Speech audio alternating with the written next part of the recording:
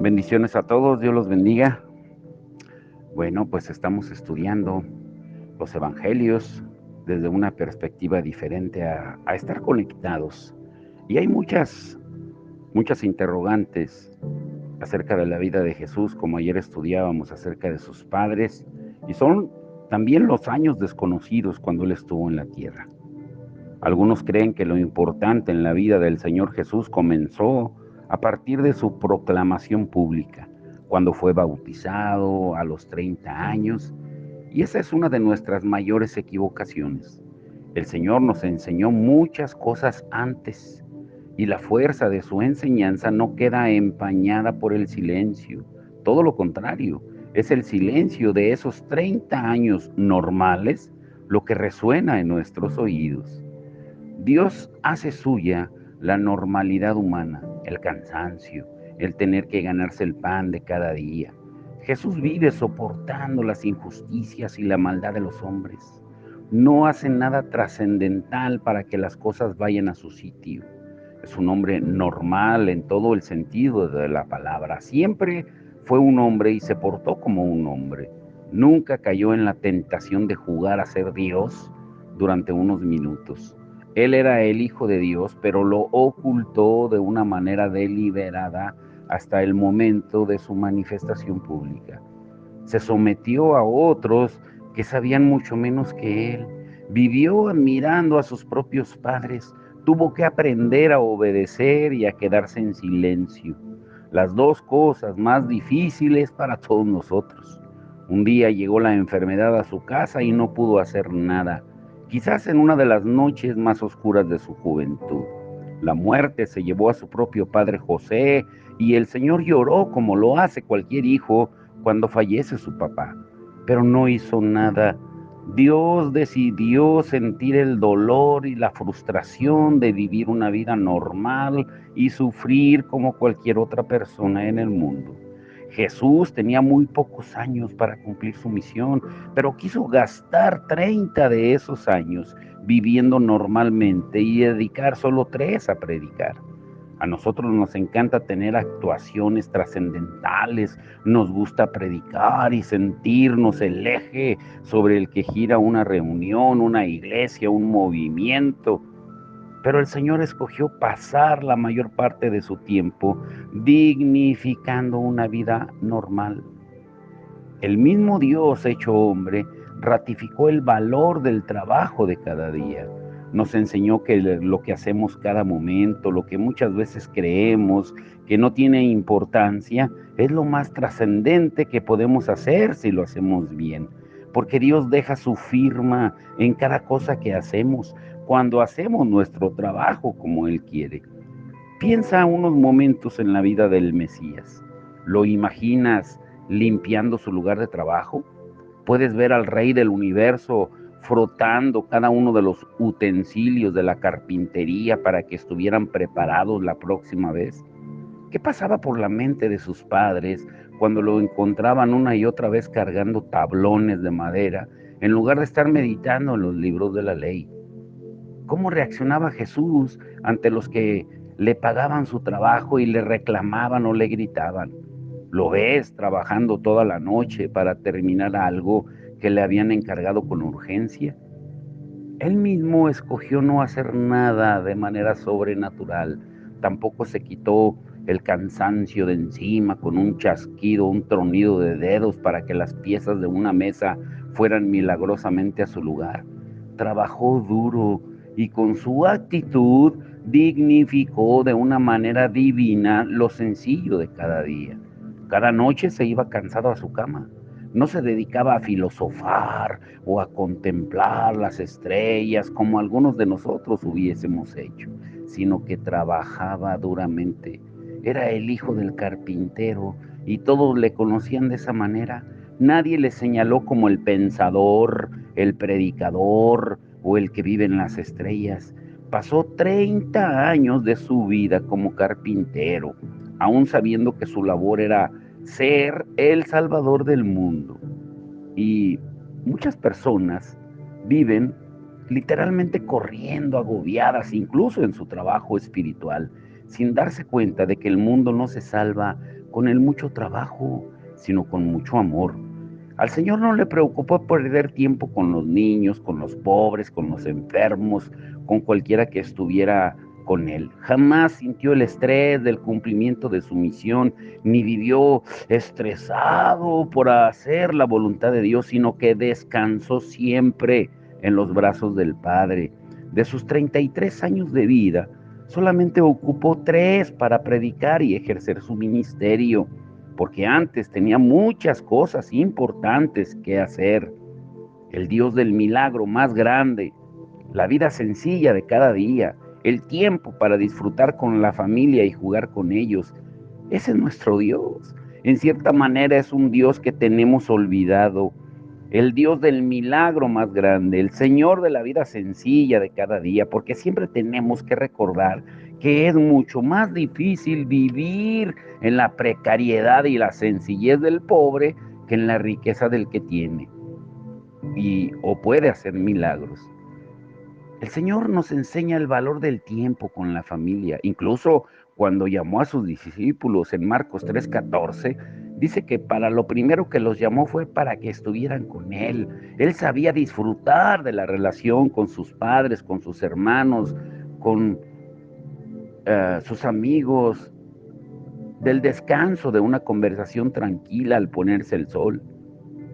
Pero nosotros pensamos que el ministerio es lo único importante y que el trabajo para Dios debe tener el primer lugar en todo. Y no nos damos cuenta de que el mismo Señor Jesús pasó 30 años con su familia sencillamente. Su ministerio fue breve. Ahora, ¿qué otro personaje vivió un ministerio breve? Te quiero dejar con eso, ve pensando, Viviendo, conversando y contemplando cada labor de los que tenía cerca de él, Jesús podía disfrutar de las cosas sencillas, ¿m? Y que saldrían más adelante en las enseñanzas. El Señor aprendió el tiempo que la naturaleza necesitaba para dar frutos. Contempló asombrado cómo la semilla se comportaba en los diferentes campos. Él vio cómo las ruedas del molino giraban una y otra vez y se necesitaban varios hombres para colocarlas en su lugar. Nos enseñó que nada es más trascendental que vivir cada día en la voluntad de Dios, incluso si la voluntad de Dios parece ser algo rutinario. La Biblia nos dice que el Señor iba con su familia a la sinagoga y ahí escuchaba lo que los maestros decían. A pesar de que era el Hijo de Dios, oía y callaba. Aún sabiendo que muchos de aquellos sermones eran solo palabras de hombre, sin ningún valor espiritual, él escuchaba. Aunque los líderes religiosos del pueblo habían alejado a la gente de Dios con sus ritos y tradiciones y sus cargas, el Mesías volvía cada sábado para oír esas palabras. Pero ¿cuántas veces nosotros no queremos escuchar a nadie? ¿Cuántas veces nuestro orgullo espiritual nos hace creer que sabemos más que nadie y que podemos explicarlo absolutamente todo? ¿Cuántas veces pensamos que comprendemos todas las doctrinas y no necesitamos que nadie nos enseñe? El Hijo de Dios, la sabiduría por excelencia, el que creó las estrellas y los principios físicos y matemáticos por los que se gobierna el mundo, el único que es capaz de revelar a Dios y su grandeza y que conoce en detalle las respuestas a cada una de las preguntas que las personas se hacen, el que conoce perfectamente el interior de todas las mujeres y hombres de este mundo, escuchaba en silencio lo que cualquier sacerdote arrogante decía en cuanto a su palabra, callado sin querer corregir nada, esperando el momento de Dios. Pero eso es demasiado difícil para todos los que no sabemos escuchar, para toda la humanidad que necesita aprender a callarse y meditar. Necesitamos escuchar la voz de Dios en las cosas sencillas de cada día.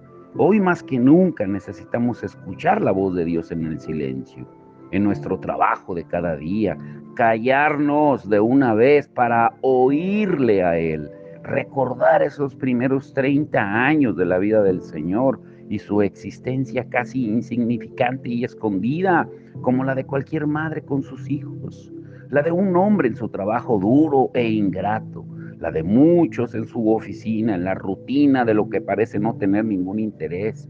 Necesitamos volver a la belleza de las cosas sencillas de cada día, recordando que hay una manera diferente de vivir, preocupándonos por los que tenemos a nuestro lado, haciendo las cosas bien para encontrar a Dios en cada momento y en cada rincón de la vida, recordando que Dios está en nuestro trabajo y en nuestras luchas, en cada frustración y en cada tarea que queremos hacer bien. Ese es el principio básico de la predicación del Evangelio, nuestra amistad profunda con Dios en cada momento de la vida, aún en los momentos más rutinarios, el conocimiento de que Dios nos ama y nos bendice en todo cuanto hacemos, lo que debemos hacer de la mejor manera que podamos. Aunque parezca que nadie nos ve, aunque lleguemos a casa cada noche desanimados por nuestro cansancio y el silencio de los demás, porque Dios es capaz de transformar cualquier situación y de premiar nuestra vida cuando descansamos en Él, aún en medio de la soledad y la frustración por no hacer cosas que creemos grandes. Cuando más crece la ansiedad por creer que nuestra vida tiene poco sentido, Dios nos recuerda que su Hijo vivió así durante 30 años, llevando las mismas cargas que cualquiera de nosotros. Porque Dios tiene un tiempo para todo, y a nosotros lo que más nos cuesta es esperar ese momento que Él tiene programado. Siempre lo más difícil es reconocer que el futuro está en las manos de nuestro Creador y no en las nuestras. Queremos hacer las cosas a nuestra manera, o por lo menos cuando nosotros queremos, y en esa rebeldía interior perdemos una de las bendiciones más grandes, la de esperar las soluciones de Dios. Perdemos la grandeza de ver cómo Dios va labrando dentro de nuestro carácter la paciencia que viene de Él. El principio básico en la proclamación del Evangelio es nuestra amistad profunda con Dios en cada momento de la rutina de cada día.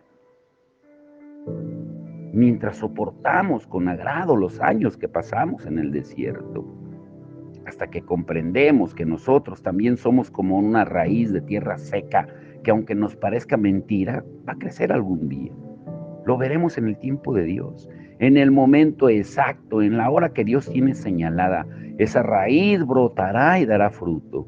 Correrán ríos en el desierto, como dice la palabra de Dios, aunque ahora nos siga pareciendo imposible, como dice Marcos 6:3, y se burlaban. Es un simple carpintero, hijo de María y hermano de Santiago, José, Judas y Simón, y sus hermanas viven aquí mismo entre nosotros. Se sentían profundamente ofendidos y se negaron a creer en Él.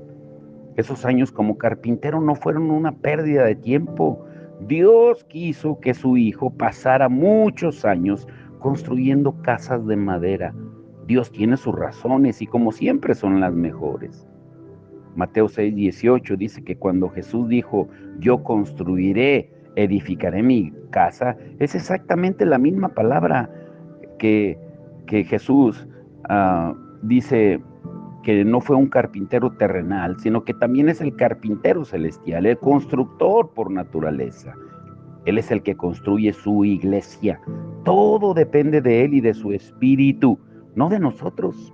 Jesús sabe cómo hacerlo porque la iglesia es al mismo tiempo su novia y Él la desea. En Génesis 2:22, el Creador que había hecho caer en un profundo sueño a Adán, tomó parte de su cuerpo y edificó a su mujer. Esa palabra es la misma que edificar la iglesia. De la misma manera que el Señor está edificando su vida en cada uno de nosotros, que formamos su novia, la iglesia, un trabajo perfecto para el carpintero divino. Dios está trabajando en nuestra vida, en la mía, en la tuya, en la rutina de las cosas que hacemos cada día. Dios está formando dentro de nosotros a la novia del Señor Jesús, su iglesia, y un día estaremos en esas bodas, en las bodas del Cordero. Y si la Biblia dice que son felices los que son invitados a la boda, Pues imagínate lo felices que seremos los que formemos parte de la novia, los que somos parte de la iglesia. Viviremos con el Señor por toda la eternidad. Esa es una de las razones por las que los 30 años que pasemos aquí en una vida aparentemente sencilla y con poco sentido, nos parecerán nada comparados con todo lo que Dios tiene preparado para nosotros en la eternidad. Y digo con ironía los 30 años, haciendo alusión a los 30 años de vida terrenal que vivió Jesús aquí. Porque esta vida terrenal es pasajera, es breve. Debemos seguir haciendo nuestro trabajo bien, aprendiendo a disfrutar de cada momento de la vida con nuestra familia, con los amigos, en el trabajo, en la iglesia, en cualquier circunstancia, con la compañía constante de nuestro Padre, con la amistad incondicional del Mesías santificador de la rutina, llenos del poder del Espíritu de aquel que es el más grande creador y diseñador y el más fantástico. Ahora, si hubo alguien que entendió que debía aprovechar al máximo su breve tiempo en la tierra, ¿quién crees que fue? ¿Mm? ¿Quién crees que fue?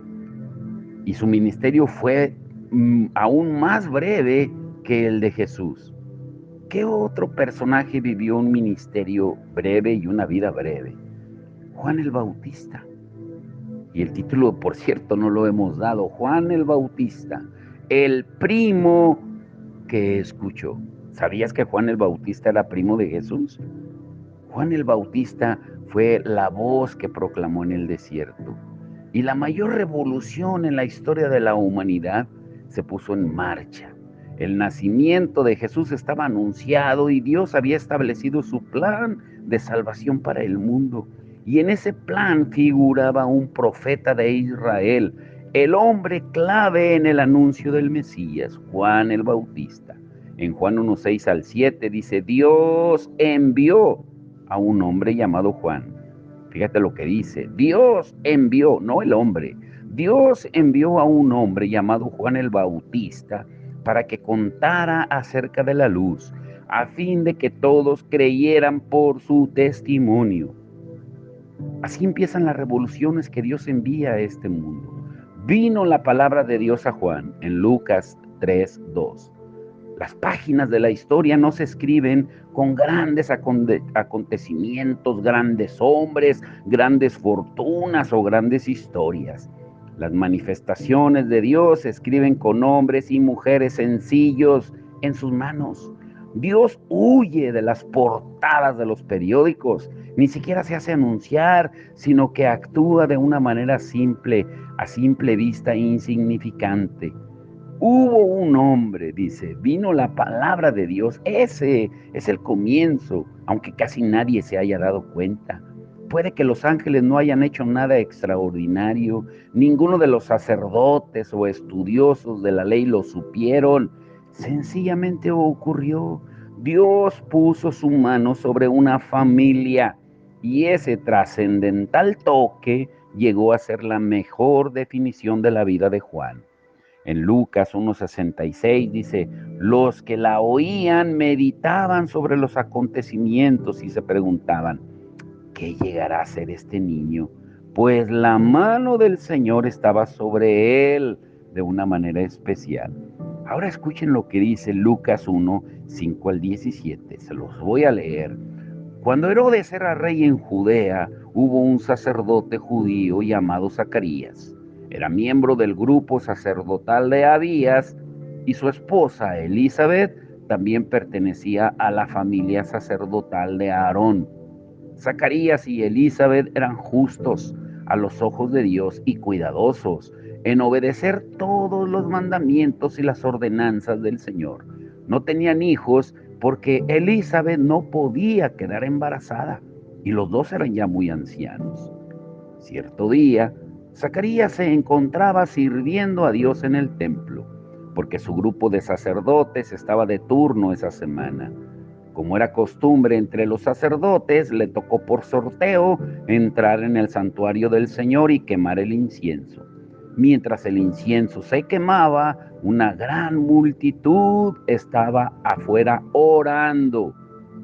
Y mientras Zacarías estaba en el santuario, se le apareció un ángel del Señor de pie a la derecha del altar del incienso. Cuando Zacarías lo vio, se alarmó y se llenó de temor. Pero el ángel le dijo: no tengas miedo, Zacarías, Dios ha oído tu oración. Tu esposa Elizabeth te dará un hijo y lo llamarás Juan. Tendrás gran gozo y alegría, y muchos se alegrarán de su nacimiento, porque él será grande a los ojos del Señor. No beberá vino ni ninguna bebida alcohólica, y será lleno del Espíritu Santo aún antes de nacer, y hará que muchos israelitas vuelvan al Señor su Dios. Será un hombre con el espíritu y el poder de Elías. Preparará a la gente para la venida del Señor. Inclinará el corazón de los padres hacia los hijos y hará que los rebeldes acepten la sabiduría de los justos. Lucas 1:5-17. Elegido desde antes de nacer. Los padres de Juan fueron Zacarías y Elizabeth. Dios dejó escrito que eran justos. ¿Se puede vivir así, intentando seguir en todo la voluntad de Dios? Eso no significa que fueran perfectos, pero sí que Dios los llamó justos y los escogió, moviendo los hilos de la historia. En el versículo 9 nos dice que a Zacarías le tocó en suerte entrar en el templo del Señor y quemar incienso. Dios estaba y sigue estando detrás de todo. Pero aún así no todo era perfecto para ellos, porque a pesar de su lealtad a Dios, no tenían hijos y ya eran viejos. Muchos predican que si seguimos fielmente a Dios, Él va a llenar nuestra vida de bendiciones materiales y espirituales y que no nos va a faltar nada. Y si nos falta, es por nuestra falta de fe, o lo que es peor, porque algo malo hemos hecho o estamos bajo maldición. Y esa es la teoría que siguieron los amigos de Job también, y que muchos proclaman hoy en día también. Y de la misma manera que Dios tuvo que decirle a Job y a sus compañeros que esa idea está muy lejos de su voluntad, como se lo dice en el capítulo 42 de Job, del 1 al 6, necesitamos recordar hoy que podemos servir fielmente al Señor sin que aparentemente se resuelvan nuestros problemas. Podemos ser declarados justos por parte de Dios y sin embargo no recibir lo que pedimos. Así vivieron Zacarías y Elizabeth. ¿Ustedes creen que ellos no oraron, le rogaron, le imploraron a Dios por un hijo? Pero llegó hasta el momento oportuno, en el tiempo de Dios. No todo fue fácil, porque al principio Zacarías dudó del anuncio de Dios y sufrió las consecuencias.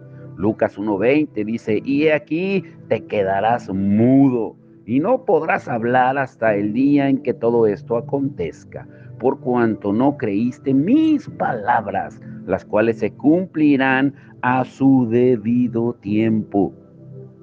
No podía ser de otra manera.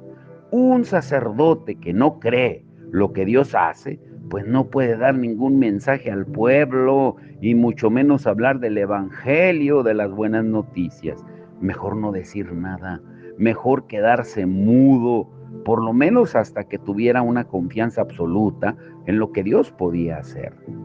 Estaba anunciado, ese era un niño escogido, porque el objetivo de su vida fue el más sublime de toda la historia del pueblo judío. Dice Lucas 1:16, hará volver a muchos de los hijos de Israel al Señor su Dios.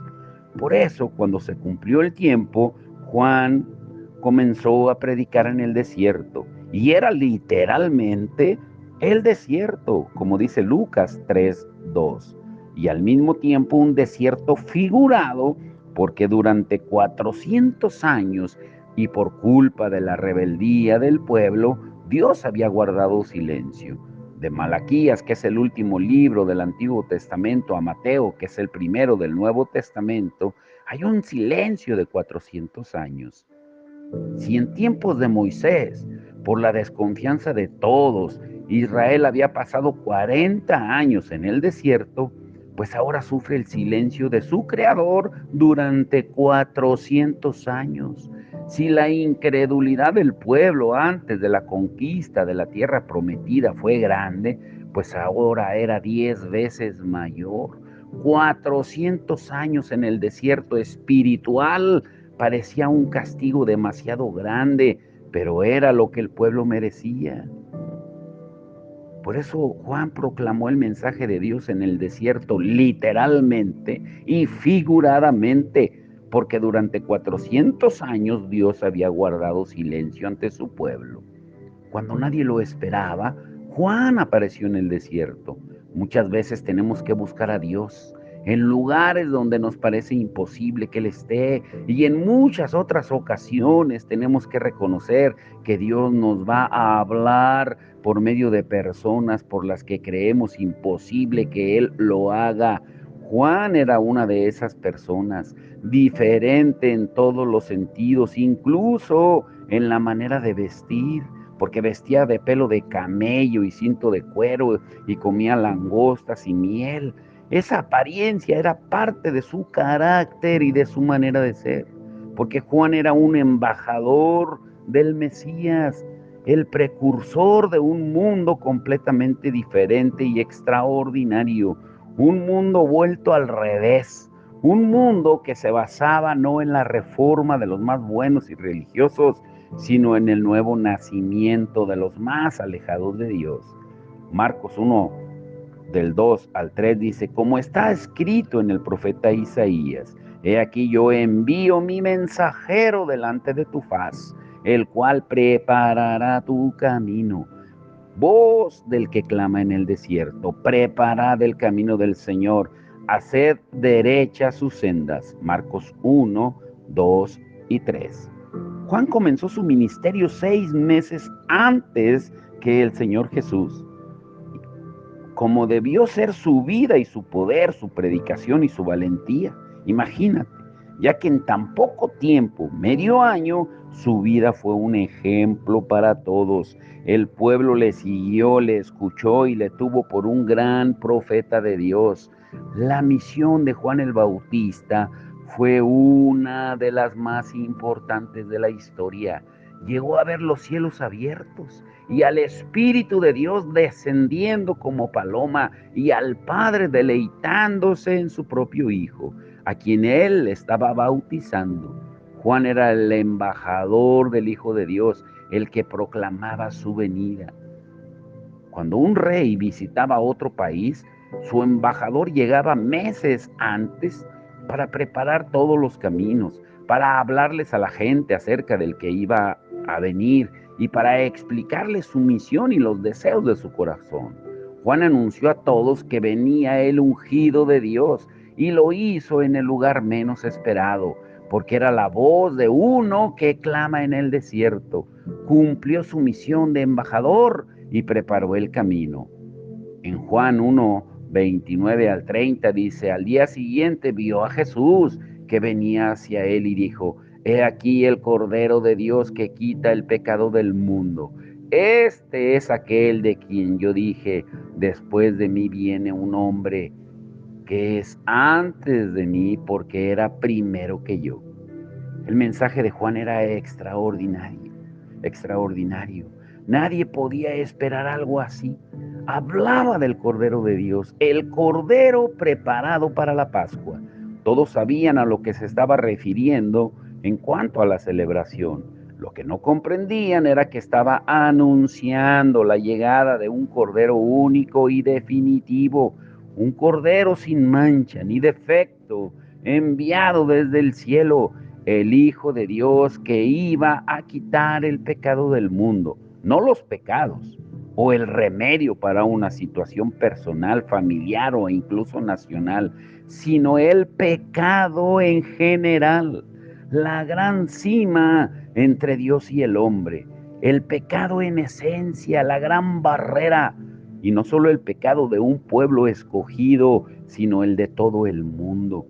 Ese fue el momento clave en la vida de Juan. Su mensaje era directo, sin titubeos, para enseñarles a todos que el ungido de Dios había llegado. En Juan 6:26 dice, entre vosotros está uno a quien no conocéis.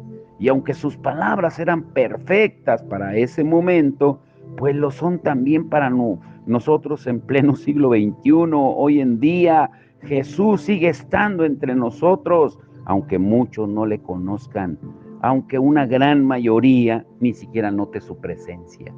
Por eso necesitamos muchas mujeres y hombres con el espíritu de Juan, con un amor inquebrantable al Maestro, porque incluso en el momento en el que presentó al Mesías, proclamó que no era ni digno de desatar sus sandalias. Y en aquella época ese era el oficio de un esclavo, y Juan se sentía así delante del Maestro. Le conocía y le amaba desde niño, pero cuando tuvo que prepararle el camino, no se sintió digno ni siquiera de ser su esclavo. Juan 1:26 y 27 dice, yo bautizo en agua, pero entre vosotros está uno a quien no conocéis. Él es el que viene después de mí, a quien yo no soy digno de desatar la correa de sus sandalias. Ahora, aquí viene una parte muy interesante. Grábate y quédate con esto. Una parte del trabajo de Juan como embajador era bautizar al pueblo elegido. Los judíos interpretaban el bautismo como una limpieza, algo que podía cambiar la apariencia de cada uno, porque implicaba lavarse por completo metiéndose en el agua. Ese era el significado de la palabra bautismo, del griego baptizo, sumergir algo por completo en un líquido. Para ellos todo el énfasis estaba en el exterior, en el procedimiento y en el ritual, en lo que se veía desde afuera.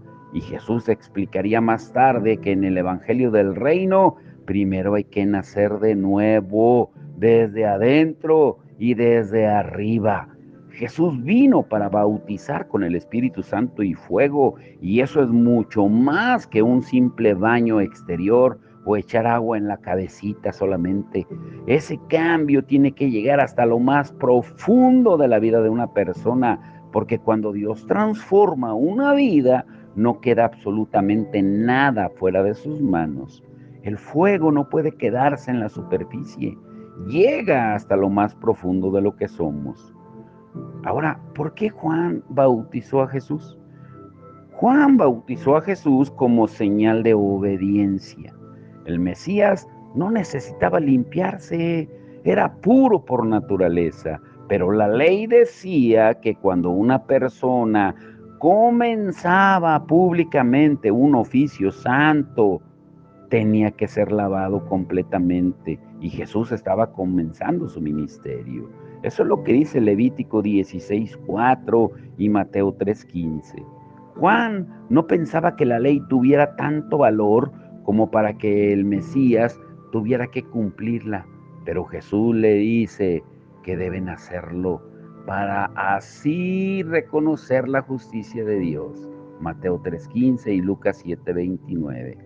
El bautismo de Jesús fue un acto de obediencia al Padre, el último acto de la vida privada del Señor, porque a partir de ese momento Jesús es señalado desde el cielo como el Mesías, y entonces terminaban esos 30 años que pasó con su familia y comenzaba su ministerio. Pero ¿cuáles fueron unos de los secretos de la vida de Juan? ¿Y cuál fue uno de los momentos más predominantes en la vida de Jesús? Pues mañana lo veremos. ¿Mm? ¿Y qué significa que la mano del Señor estaba sobre él? Vamos a orar. Padre, en el nombre de Jesús, te damos toda la gloria y la honra, Señor. Gracias por tu palabra, por llevarnos, Señor, a esta frescura de volver a estudiar tu palabra, de volver a escuchar, de estar sintonizados, de oír lo que el Espíritu dice a la iglesia. Es tiempo de volver a enamorarnos, como dice Oseas, nos llevarás al desierto para volvernos a enamorar.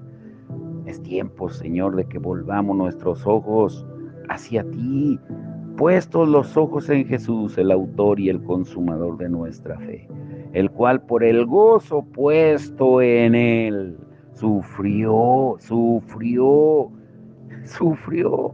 porque él sabía que ese sufrimiento traería gozo al final. Señor, que podamos entender como estudiamos, Señor, el domingo y el lunes, Señor, que tú tienes un plan soberano en el sufrimiento. El sufrimiento en el plan tuyo tiene un propósito, el forjar nuestro carácter, pero necesitamos volver a las raíces de tu palabra, volver a entender esta carta tan hermosa, ese testamento, esa herencia que nos has dejado, para leerla, meditarla y ponerla en práctica, para no ser solamente oidores de tu palabra, sino hacedores. Señor, te damos toda la gloria y la honra, Señor. Y así como Juan el Bautista, que tuvo el ministerio más breve de la historia, pero el más poderoso, porque él sabía su círculo de influencia, él sabía dónde lo había colocado el Señor. Él no anheló posiciones, ministerios, ni nombramientos, ni prestigio, ni posiciones, simplemente obedeció. Hoy te rogamos que cada uno de nosotros tengamos ese mismo anhelo y ese mismo espíritu, que seamos esas voces que proclaman en el desierto. Te damos la gloria y la honra, en el nombre de Jesús. Amén.